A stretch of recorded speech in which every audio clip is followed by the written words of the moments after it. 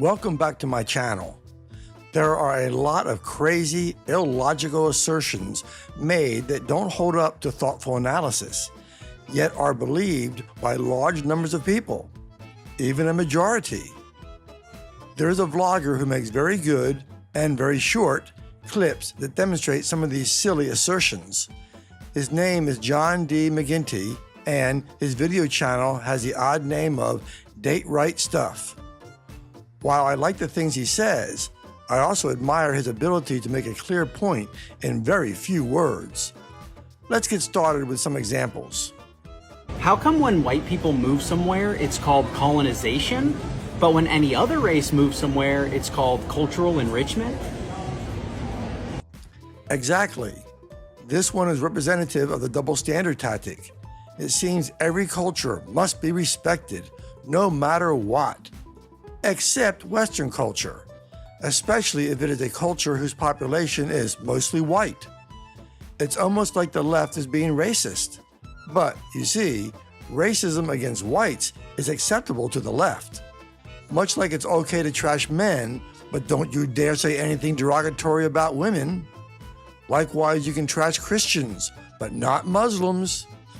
Or trash businessmen as greedy, but not students who want someone else to pay for their college education. Here's another. So if you take down and burn the American flag, it's free speech, but if you burn other flags, it's hate speech and you go to jail? Got it. This is much like the last one. The left never complains about burning the American flag.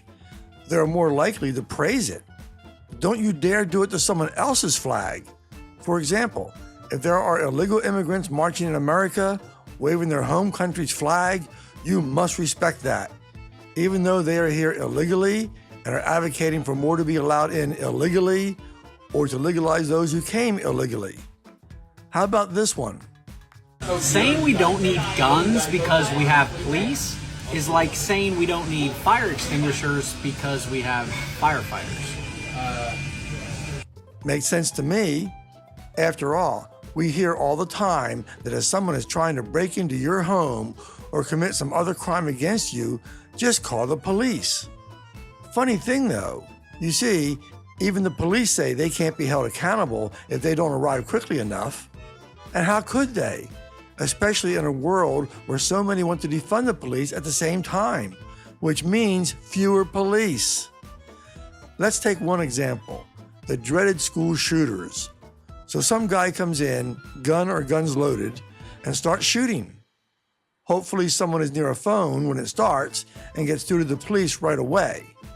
Now just try to imagine how long it would take for even the first police officer to arrive. Almost certainly it will be measured in minutes. But let's be generous and assume the police car just happens to be within a block. Even then, it will take 15 to 30 seconds at least to even arrive. How many shots can be fired in just 15 seconds? And what happens then? The officer may hear shooting, but he doesn't know exactly where the gunman is or even how many there are. He isn't going to just charge in, so many more seconds go by, or minutes. Nothing may happen until backup arrives, and it is extremely unlikely there will be another police car that close. How many shots can be fired in a minute, or 5, or 10 minutes? Now, imagine you have some armed guards right there on campus. For that matter, maybe select teachers who are trained and sometimes have a gun locked away, but can get to it quickly. It is very unlikely someone will risk attacking a school in that situation. Like the guy who killed a lot of people in a movie theater years ago. He passed by theaters that were close by and went to one that was proudly in a gun-free zone. Newsflash, criminals love gun-free zones. These people, even if mentally ill, aren't stupid. They tend to pick their targets to minimize interference for as long as possible. But if they are foolish enough to attack a school that is better protected, at least they are likely to be taken down more quickly. Anyway, this is much like telling people not to have a fire extinguisher and to just call the fire department. That fire extinguisher can lead you to controlling a fire before it gets out of hand. By the time the fire department arrives, They may only be able to keep the fire from spreading to the neighbors' homes, so it would be good to have your own options. Yes, I know a fire extinguisher isn't going to be used in anger, and a gun might be. But guns also prevent others from killing. It's not a perfect world, but disarming citizens is a great way to give criminals the upper hand. Not to mention, it is something every wannabe tyrant does to consolidate absolute power. And when that happens, you don't get a second chance to stop it. Then we have this clip. If Republicans make abortion illegal, women will just have them illegally. But if we make guns illegal, they'll all just disappear. This relates to the previous item. The idea, if you just outlaw guns, things would be so much better. But criminals don't care about your laws.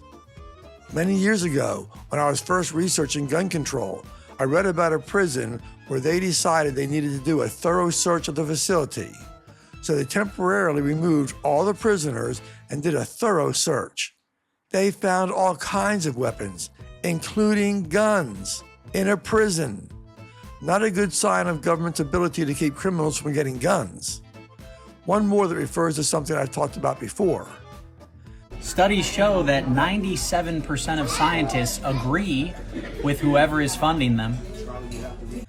As I pointed out in the past, scientists are people too, with all the usual human failings. They know if they don't say the approved things, they risk not getting funding. So, for the most part, they'll play along. Of course, it isn't just that. Many scientists who are included when people say 97% of them agree on, say, climate change, don't actually agree the way you may think. They may agree that the climate is changing because, it always has. But they may not agree that humans are making a meaningful difference beyond the norm, or they may feel the changes just aren't going to be as significant as some claim. Heck, are you even aware that in recent decades, we've had markedly increased greening of the planet? Like maybe because the dreaded carbon dioxide is actually plant food. Time to stop falling for ill-conceived assertions. Thanks for watching, and don't let the trolls stop you from speaking out.